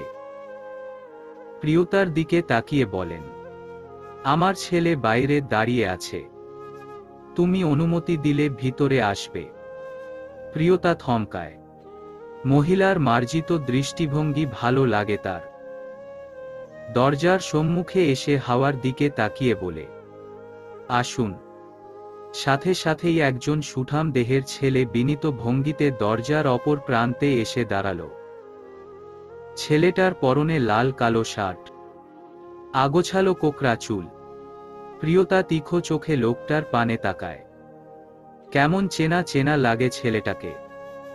ঘরে ঢোকার আহ্বান জানায় প্রিয়তা। মায়ের পাশে গিয়ে বসে ছেলেটা। প্রিয়তা একটু ভেবে বলে, আপনাকে আমি পুলিশ ইউনিফর্মে দেখেছি। কখন কোথায় দেখেছি ঠিক মনে করতে পারছি না। ছেলেটা প্রিয়তার দিকে গাঢ় দৃষ্টিতে তাকায়। একটু হেসে বলে, তোমার স্মৃতিশক্তি বেশ ধারালো। তোমার সাথে আমার মাত্র একবারই দেখা হয়েছে। প্রহর স্যারের বাড়ির মাঠে ব্যাডমিন্টন খেলার সময় তোমার সাথে কথা হয়েছিল। মনে আছে আমি কথা বলতে এসেছিলাম তোমার সাথে। তোমার সব তথ্য আমি জোগাড় করে স্যারকে দিয়েছিলাম। প্রিয়তার মনে পড়ে এই ছেলেটাই কয়েক মাস আগে রাতে ব্যাডমিন্টন খেলতে এসেছিল প্রহরের বাসায়। আরহামকে ডাকতে প্রিয়তা গিয়েছিল খেলার স্থানে। ছেলেটা তখন যেচে কথা বলতে এসেছিল। পরিচয় দিয়েছিল, কি যেন নাম বলেছিল নিজের। ভাবল প্রিয়তা। মনে পড়ল একটু পর। সন্দিহান চোখে জিজ্ঞেস করল, আপনি সোহেল? হ্যাঁ। চিনেছ তবে? প্রিয়তা কি বলবে ভেবে পায় না। সোহেলের মা বলে ওঠেন, আমি তোমাকে আমার ছেলের বউ বানাতে চাই, তুমি যদি রাজি থাকো। প্রিয়তা ততক্ষণাৎ উত্তর দেয়, দুঃখিত আন্টি, আমায় ক্ষমা করবেন। আমি একজনকে ভালোবাসি। এ মাসের মধ্যে আমরা দুজন বিয়ে করব। আপনার প্রস্তাব আমি গ্রহণ করতে পারবো না। মহিলা অবাক হন। পাশ ফিরে তাকান ছেলের দিকে। গম্ভীর কণ্ঠে বলেন, তুমি তো বলেছিলে ওর কোনো সম্পর্ক নেই। সোহেল ছেলেটা হকচকিয়ে তাকায় প্রিয়তার পানে। প্রিয়তার দিকে তাকিয়ে বলে, তুমি তো রিলেশনশিপে ছিলে না। প্রিয়তা মাথা নত করে বলে, কিছুদিন আগেই আমি আমার জীবন সঙ্গী নির্বাচন করেছি। প্রতিজ্ঞাবদ্ধ হয়েছি উনার সাথে। কোনোভাবেই এই সম্পর্ক আমি ঘুচিয়ে ফেলতে পারবো না। কে সে? কার সাথে? আজওয়াদ ইশতিয়াক প্রহর। প্রহর স্যার, অবাক কণ্ঠে বলে উঠে সোহেল। জি। সোহেল উঠে দাঁড়ায়। প্রিয়তার সাথে অনেক কথা থাকলেও মায়ের সম্মুখে বলতে পারে না সে কথা। মায়ের দিকে তাকিয়ে বলে, এ ব্যাপারে আমি ওর সাথে পরে একসময় কথা বলে নিব আম্মু। আজ চলে যাই। মহিলা আরহামের দিকে তাকিয়ে হাসেন। ঘুরে চলে যাবার পূর্বে সোহেল বলে ওঠে, আর কয়েকদিন আগে তোমার সামনে আসলে হয়তো তুমি আমারই হতে। ছেলেটার করুণ কণ্ঠে প্রিয়তা হকচকিয়ে ওঠে, ভারী বিচলিত হয়। কথা কাটাতে মহিলার উদ্দেশ্যে বলে, আজই সিলেটে চলে যাবেন। মহিলার ফ্যাকাশে মুখশ্রী দেখে ভাঙে প্রিয়তা। ভদ্রতা সূচক এটুকু বলে ইচ্ছে করেই। মহিলা চাপা স্বরে বলেন, সোহেলের এক বন্ধু থাকে এখানে, ওর বাসায় উঠব। সকালে চলে যাব। বিস্কিট খেলেন না? 10টা বেজে গেলে ওর বন্ধুর বাড়িতে তালা মেরে দেওয়া হয়। আমাদের আগেই পৌঁছাতে হবে। উনি উনার বন্ধুর বাড়ি যাক। আপনার কোনো সমস্যা না হলে আপনি আমাদের সাথে থাকতে পারেন। আমরা দু ভাই বোনই শুধু এখানে থাকি। মহিলা ছেলের দিকে তাকান। সোহেলের বন্ধু থাকে ব্যাচেলর হিসেবে। বন্ধু আর বন্ধুর মাকে রাখতে ছেলেটার অসুবিধা হতে পারে। খানিক ভেবে মহিলা বলে ওঠেন, ঠিক আছে, আজ রাতটা আমি এখানেই থাকব। রাত 10টা নাগাদ ইহান থানা থেকে বের হয়। কাজের চাপ কমেছে কিছুটা। সবটা গুছিয়ে ফিরতে রাত হলো একটু। থানা থেকে বেরিয়ে গাড়িতে উঠে ইহান ফোন চেক দেয়। মেসেঞ্জারে মেসেজের টং শব্দ বেজে ওঠে। ইহান মেসেঞ্জারে ঢুকে তানিয়ার মেসেজ পায়। তানিয়া লিখেছে, আন্টি আজ মাথায় তেল দিতে চাইল, তেল তো নেই। আপনি কি মাথায় তেল টেল কিছু দেন না? আদা বাটা তো কই? ফ্রিজে তো নেই। রাঁধবো কিভাবে? মেয়েদের শ্যাম্পুও তো নাই ঘরে। বাড়িতে দুটো মেয়ে মানুষ আসছে, আপনার চোখে পড়ে না? আসার সময় মনে করে এগুলো আনবেন। নিচে লিস্ট দেওয়া হলো, 1 তেল, 2 শ্যাম্পু, 3 আদা, 4 আইসক্রিম। ইহান ভ্রু কুঁচকে ফেলে। তানিয়ার এমন মেসেজে বিস্ময় ধরে রাখতে পারে না। রিপ্লাই করে, সব ঠিক আছে। এই রাতে আইসক্রিম কেন? আমি পারবো না আজগুবি আবদার মেটাতে। তানিয়া অনলাইনেই ছিল। মেসেজটা দেখার সাথে সাথে সেও রিপ্লাই করে। আগের দিন চটপটি এনেছিলেন, দোকানদার টকজল দিয়েছিল একটুখানি, খেতে ভালো লাগেনি। আজ আইসক্রিম আনবেন। দরজা টোকা দিলে আমি দরজার ফুটো দিয়ে আইসক্রিম দেখে তবেই দরজা খুলব, নইলে আজকে বাড়িতে ঢুকতে দিব না আপনাকে। ঘাটতেরামি করবেন না খবরদার। ইহান হেসে ফেলে তানিয়ার এমন মেসেজ দেখে। হাসে একটু। গাড়ি দাঁড় করিয়ে লিস্ট দেখে সবকিছু কিনে। সকালের রাতটা এই রাতে এসে উধাও হয়ে যায় ইহানের। সিলিন্ডারের গ্যাসে রান্না করছে প্রিয়তা। পাশে বসে আরহাম আর সোহেলের মা রাবেয়া খানম গল্প করছেন।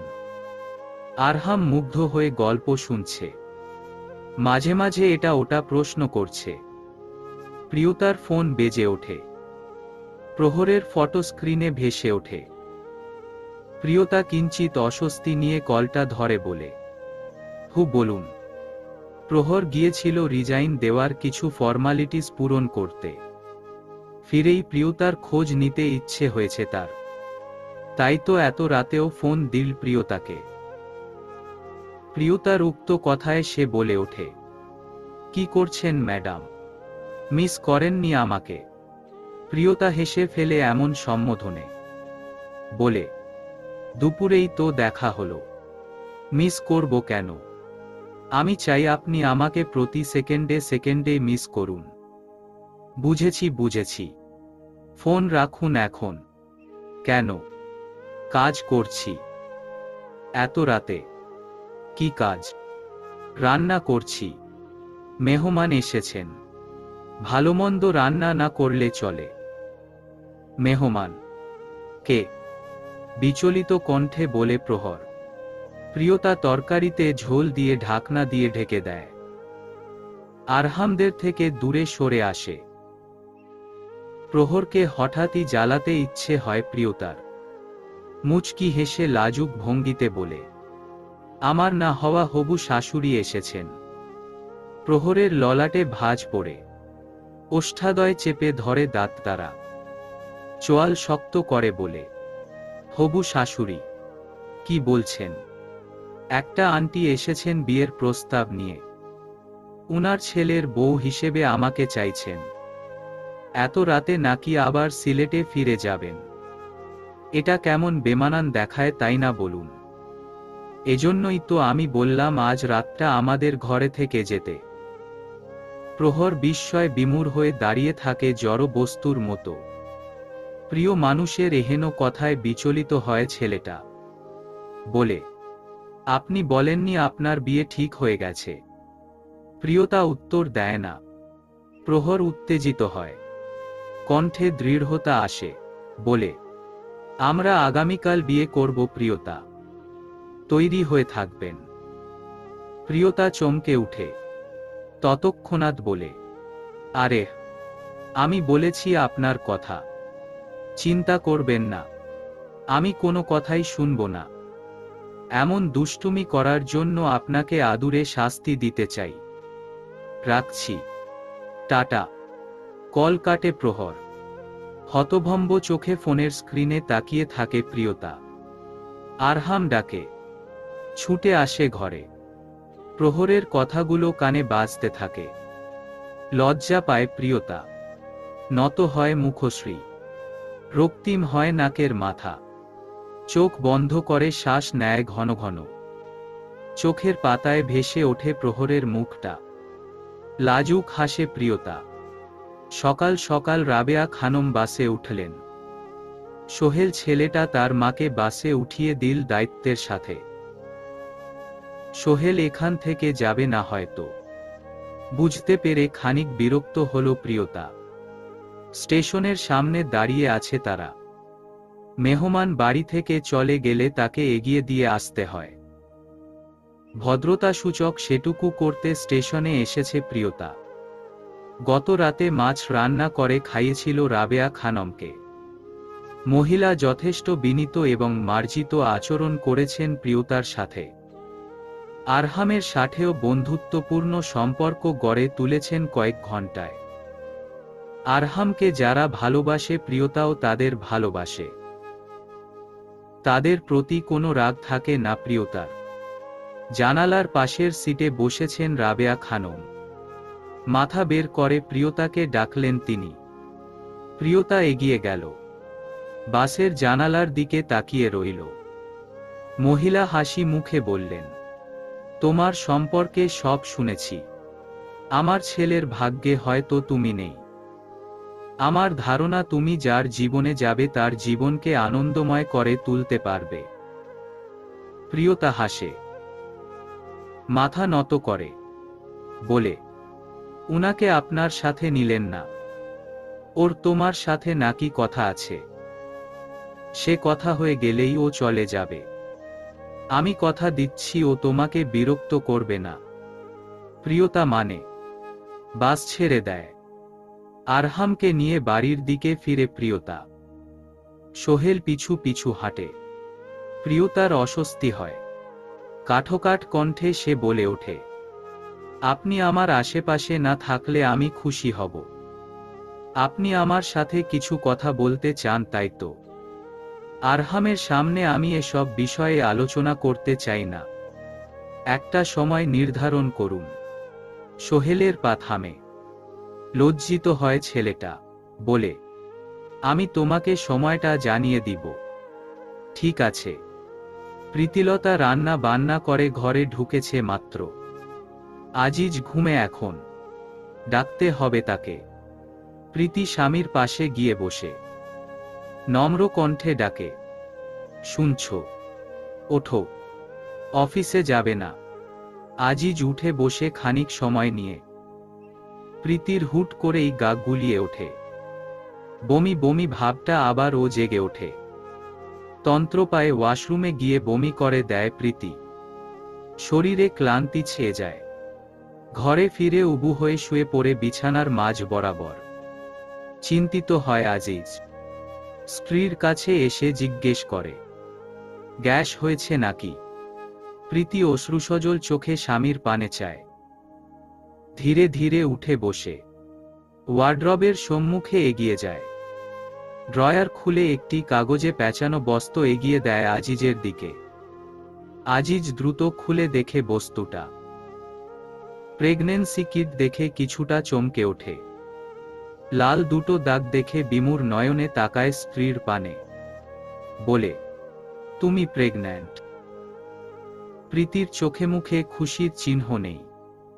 কেমন মলিন দেখাচ্ছে তাকে। স্বামীর এহেন প্রশ্নে বিরক্ত হয় সে। বলে, দেখতেই তো পাচ্ছ। আজিজ দ্রুত প্রীতির নিকটে এসে চুমু খায় প্রীতির গালে। জড়িয়ে ধরে। খুশিতে উচ্ছ্বসিত হয় আজিজের হৃদয়। বলে, কবে জানতে পেরেছ? আমায় বলনি কেন? প্রীতির ভাবভঙ্গি বুঝতে পারে না আজিজ। এত খুশির একটা খবর দেওয়ার সময় প্রীতির মুখটা এমন ফ্যাকাশে করে রাখার কারণ কি? তৎক্ষণাৎ বাইরে গিয়ে মাকে ডেকে আনে আজিজ। প্রীতির শাশুড়ি ছুটে এসে আনন্দের সাথে বলে, তুমি আমারে আগে কইবা না আমার নাতি নাতনি আইব? আমার নাতি নাতনির লগে আমি খেলমু। আমার অনেক দিনের স্বাদ। বহ বহ। আজ থাইকা কোনো কাম করা লাগবো না তোমার। প্রীতির চোখ ভরে ওঠে নোনাজলে। মা হবার অনুভূতি তার কাছে নতুন নয়। এর আগেও সে গর্ভে প্রিয়তা আর আরহামকে ধারণ করেছিল।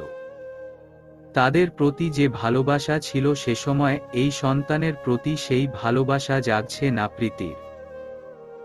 প্রিয়তা আর আরহাম আসার সংবাদ পেয়ে যতটা খুশি হয়েছিল তার বিন্দু পরিমাণ আনন্দ ও এখন হচ্ছে না। প্রীতির শাশুড়ি দ্রুত যান আচার আনতে। আজিজ প্রীতির চোখের পানি খেয়াল করে।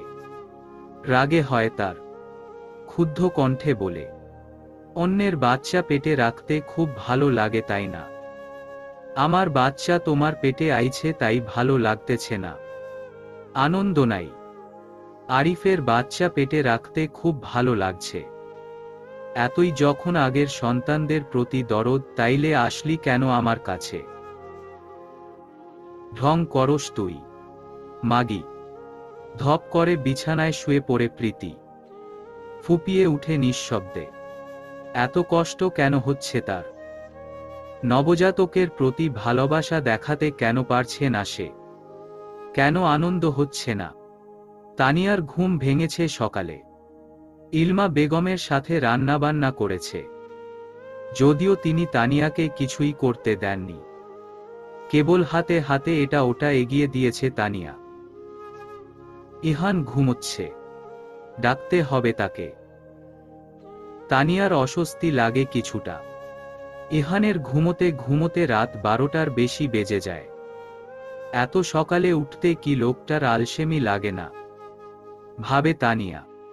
ঘরে ঢুকে ইহানের গায়ে আজ শার্ট আছে, গায়ে কাঁথা নেই, দু হাঁটু ভাঁজ করে শুয়ে আছে। তানিয়া ইহানকে ডাকতে ভয় পায়, অন্যভাবে জাগিয়ে তোলার উপায় খোঁজে। ফোনটা বের করে হাই ভলিউমে গান ছেড়ে দেয়। গানটা ভালোমতো বেজে ওঠার সাথে সাথেই নড়েচড়ে উঠে ইহান। কপাল কুঁচকে ফেলে, চোখ না মেলেই বলে, এত সকালে কে আউলফাউল গান বাজাচ্ছে? ধ্যাত। তানিয়া মজা পায়, মিটিমিটি হাসে। ওয়াশরুমে গিয়ে ইউনিফর্ম পরে বেরিয়ে আসে। পুনরায় গান বাজায়। ইহান বিরক্ত হয়ে চোখ খুলে। তানিয়ার হাতে ফোন দেখে রাগী কণ্ঠে বলে, কাজ নেই তোমার? এত ভলিউম দিয়ে গান শুনছ? তানিয়া চুল আঁচড়াতে আঁচড়াতে উত্তর দেয়, আপনার কাজ নেই? ঘুমোচ্ছেন তো নাক ডেকে? থানায় যাবেন না? ঘুম ততক্ষণাৎ ভেঙে যায় ইহানের। উঠে বসে ওয়াশরুমে যায়, তড়িঘড়ি করে। ইউনিফর্ম জড়িয়ে দিয়ে আয়নার সামনে এসে দাঁড়ায়।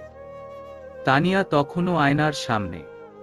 ইহান তাড়া দেয়, বলে, এখনও আয়নার সামনে দাঁড়িয়ে আছো? সরো, রেডি হতে দাও আমায়।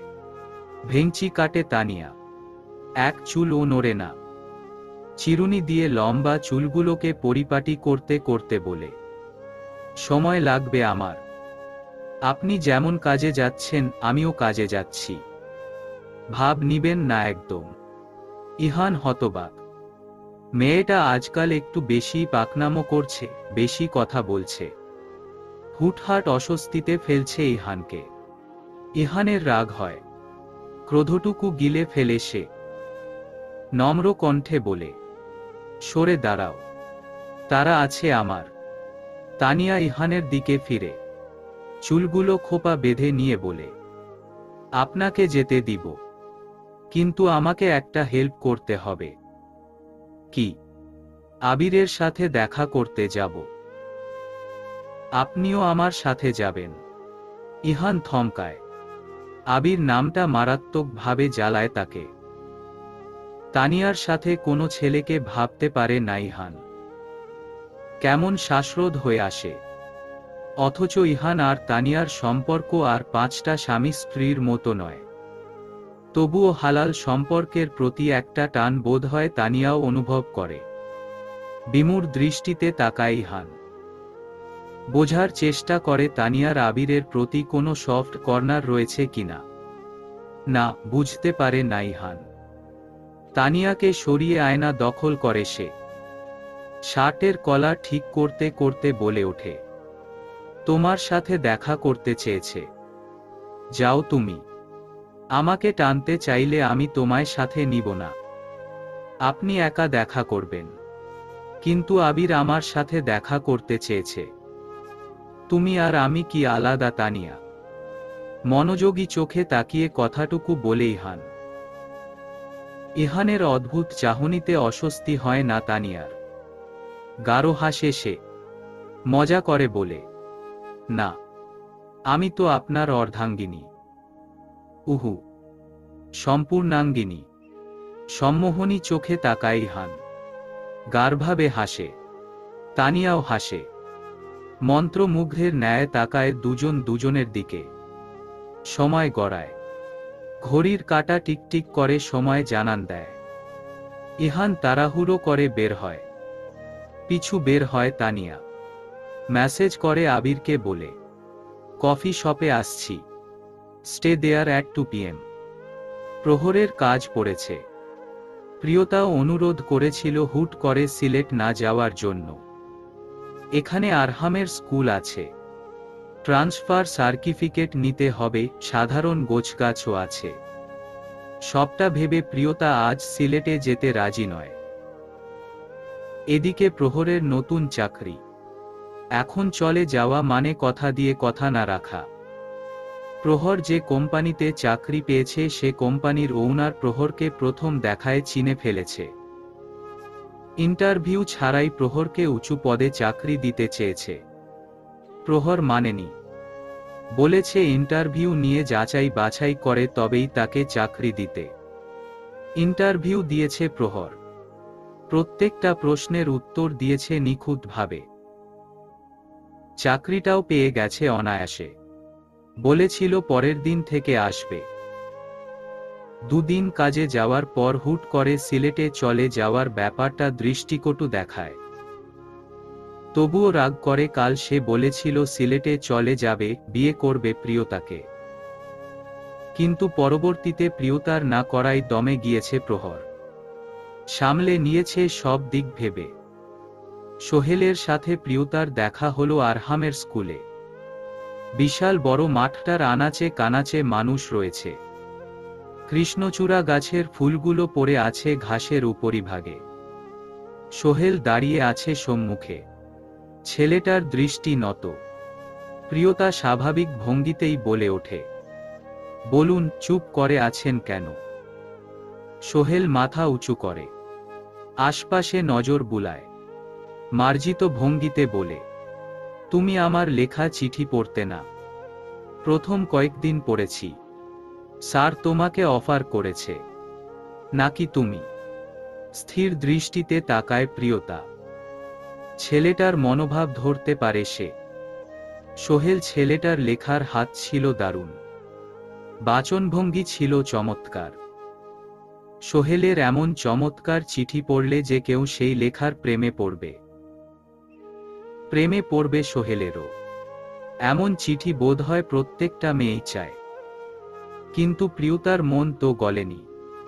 সোহেলের এহেন প্রশ্নে প্রিয়তা কিছু ভাবে। বলে, আজওয়াদ ইশতিয়াক এই নামটা সর্বপ্রথম দেখার পর আগ্রহ জন্মেছিল খুব। আমি নিউজ দেখি না, আর উনিও সেই সময় এত ফেমাস পুলিশ অফিসার ছিলেন না, তাই উনাকে চিনতাম না। প্রথম দেখায় উনি আমাকে সাহায্য করতে এগিয়ে এসেছিলেন। হ্যাঁ, আমার ক্ষতি করার জন্যই উনি আমাকে সাহায্য করেছিলেন, কিন্তু আমার সাথে কখনো খারাপ ব্যবহার করেননি উনি। ক্ষতি করেননি আমার। আপনি তো জানেন আমার জীবনটা অন্যান্য মেয়েদের মতো সহজ সরল নয়। আমি সংগ্রাম করার জন্য জন্মেছি। নিজের বাড়ি ছেড়ে চলে আসার পর আমি কারো সাহায্য পাইনি। উনি একমাত্র ব্যক্তি যাকে আমি ভরসা করেছি। তখন আমার জীবনে প্রেম ভালোবাসা বলে কিছু আসুক আমি তা চাইনি। আপনার প্রেমপত্র পড়তে আমার ভালো লাগতো, কিন্তু প্রেমে পড়িনি আমি। তখন আমার ভাবনা ছিল শুধু আমার ভাইকে নিয়ে। কিভাবে এ সমাজে দুজন টিকে থাকব সেই চিন্তা ছিল মাথায়। কোন কাজ করব, কিভাবে সবটা সামলাবো এসব নিয়েই ব্যস্ত ছিলাম। আপনার লেখা আমার মন গলাতে পারেনি। হঠাৎই আমি থমকে গিয়েছিলাম প্রহরের ব্যক্তিত্বে। এই মানুষটার সৌন্দর্য, ব্যক্তিত্ব, তীক্ষ্ণ ধারালো চোখ, মার্জিত দৃষ্টিভঙ্গি সবটাই আমার হৃদয় কেড়েছে। কিন্তু প্রকাশ করার মুরদ আমার ছিল না। সরে আসতে চেয়েছি, ভুলে যেতে চেয়েছি উনাকে। পরিশেষে সফল না হওয়ায় চলে এসেছি ঢাকায়। এখানে আসার পূর্বে উনাকে ওয়াদা করিয়েছিলাম উনি যেন আমাকে না খুঁজে। যেজন্য আপনি আমাকে খুঁজে পেলেও উনি আমাকে খুঁজে পাননি। আসলে খুঁজতে পারেনি। অবশেষে জানতে পারলাম এখানে চলে আসায় উনি আমার শূন্যতা বুঝতে পেরেছে। আমাকে যে উনি ভালোবাসেন তা উনি উপলব্ধি করতে পেরেছেন, আর সব বাধা আস্তে আস্তে উধাও হয়ে দিয়েছেন উনি। তাই সিদ্ধান্ত নিয়েছি আমি বাঁচব, কোনো একজনের ভালোবাসা আঁকড়ে ধরে বাঁচব, কোনো একজনের বাহুবন্ধনে আবদ্ধ হয়ে সুখের নিদ্রায় আচ্ছাদিত হব, একাকিত্বে ভুগব না কখনো। সোহেলের চোখের কার্নিশে অশ্রুকণা জমেছে। ছেলেটা আড়াল করতে চাইল সেই অশ্রু। প্রিয়তার নজর এড়ায় না। মুচকি হেসে সে বলে, আমরা যা চাই সবসময় আমরা তা পাই না। পৃথিবীর নিয়মটাই এমন ভাইয়া, আপনি যাকে ভালোবাসবেন সে অন্যকে ভালোবাসবে, আবার আপনার ভালোবাসার মানুষ যাকে ভালোবাসে সে আবার অন্য কাউকে চাইবে। এমনটাই হয় প্রায় ক্ষেত্রে। জীবনে সবকিছু পেয়ে গেলে চাওয়ার মতো কিছু থাকবে না। আপনি আমাকে ভালোবাসেন, কিন্তু আমি অন্য কাউকে ভালোবাসি, একটু বেশি ভালোবাসি। উনাকে কোনোভাবেই ছাড়তে পারবো না আমি। আপনাই ভুল মানুষকে ভালোবেসেছেন। সোহেল মুচকি হাসে, বলে, তোমার জন্য অনেক অনেক শুভ কামনা প্রিয়তা। জীবনের পরবর্তী সময়গুলো তুমি আনন্দে কাটাও, এটাই চাইব। সোহেল চলে যায়। প্রিয়তার খারাপ লাগে ছেলেটার জন্য। ফোনটা বেজে ওঠে প্রিয়তার। প্রহরের কল। কলটা ধরে দ্রুত। প্রহরের কণ্ঠস্বর অন্যরকম শোনাচ্ছে। চিন্তিত কণ্ঠে ছেলেটা ওপাশ থেকে বলে উঠল, আপনি কোথায় প্রিয়তা? আরহামের স্কুলে। ওকে নিতে এসেছি। কেন? আমাদের সিলেটে ফিরতেই হবে প্রিয়তা। আমি বসের থেকে ছুটি নিয়েছি। এ নিয়ে কথা তো হয়ে গিয়েছে আমাদের। কয়েকদিন পর তো যাব বলেছি। আপনি আরহামকে নিয়ে স্কুলেই অপেক্ষা করুন। আমি আসছি, জরুরি কথা আছে। কল কেটে দেয় প্রহর। প্রিয়তার চিন্তা হয়, কি হলো আবার? সকালেই তো ঠিক হলো সিলেটে ফিরবে কিছুদিন পর। এখন হঠাৎ ছেলেটা মতো বদলে ফেলল কেন? আরহাম ক্লাস থেকে বেরিয়ে বোনের সম্মুখে এসে দাঁড়ালো। মাঠে ঝালমুড়িওয়ালা বসেছে। আরহাম ঝালমুড়ি খাওয়ার বায়না ধরল। 10 টাকার ঝালমুড়ি নিয়ে বেঞ্চে বসে রইল আরহাম আর প্রিয়তা। কয়েক মিনিট বাদে স্কুলে উপস্থিত হলো প্রহর। ছেলেটাকে এলোমেলো লাগছে। প্রিয়তা বসে থাকা অবস্থায় জিজ্ঞেস করে, এখানে এলেন কেন আবার? প্রহর বসে আরহামের পাশে। কোলে নেয় আরহামকে। চুমু খায় ছেলেটার ললাটে। প্রিয়তার দিকে তাকিয়ে নরম কণ্ঠে বলে, আপনাকে আজ সিলেটে ফিরতে হবে প্রিয়তা। কেন? আপনার আব্বু সম্ভবত স্ট্রোক করেছেন। হতভম্ব হয়ে তাকায় প্রিয়তা। বুকের পাশটায় চিনচিন ব্যথা অনুভব করে। অক্ষিযুগল মোলায়েম হয় প্রিয়তার। পুরনো স্মৃতিগুলো ভেসে ওঠে মানসপটে। আরহামের দিকে তাকায় সে। চোয়াল শক্ত হয় তার। জিজ্ঞেস করে, আপনি কি করে জানলেন? আপনার সৎ মা আমাকে কল করেছিল। উনি আপনাকে কিভাবে কল করল সেসব পরে জানবেন। আগে যেতে হবে আমাদের। আমি যাব না কোথাও। প্রহর প্রিয়তাকে নিয়ে উঠে দাঁড়ায়। তিনজন হাঁটতে থাকে একসাথে। প্রিয়তার হৃদয়ে ঝড় উঠে। আব্বুর জন্য পরাণ পুড়ে প্রিয়তার। আরিফ যতই প্রিয়তাকে তাড়িয়ে দিক, প্রিয়তা তো ভালোবাসে তার আব্বুকে। অভিমান অভিযোগ যতই থাকুক, বাবার অসুস্থতা মানতে কষ্ট হয় প্রিয়তার। শক্তপোক্ত খোলস বেরিয়ে আসতে চায় সে। টলমল করে ওঠে চোখ। বেহায়া মন ছুটে যেতে চায় প্রিয় শহরে। প্রহর বুঝতে পারে। হাতে হাত রাখে প্রিয়তার। বলে, আপনাকে যেতে হবে প্রিয়তা। এতটা কঠোর আপনি নন। আরহামের অ্যাক্সিডেন্টের সময় উনি এসেছিলেন। অন্তত কৃতজ্ঞতা দেখিয়ে আপনার ওখানে যাওয়া উচিত। আপনি যে উনাদের ভালোবাসেন প্রিয়তা।